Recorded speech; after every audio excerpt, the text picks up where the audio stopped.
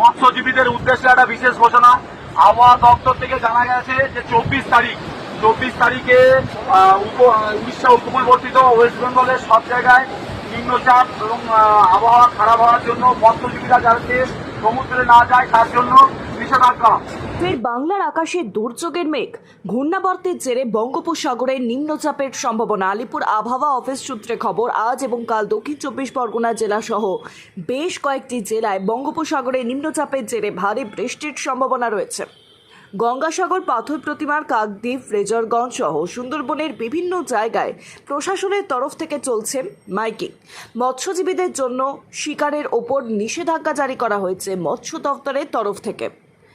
গঙ্গাসাগরের coastal থানা ও block প্রশাসনের পক্ষ থেকে চলছে মাইকিং। মৎস্যজীবীদের মৎস্য শিকারের উদ্দেশ্যে যেতে নিষেধ করা হচ্ছে মাইকিংয়ের মাধ্যমে।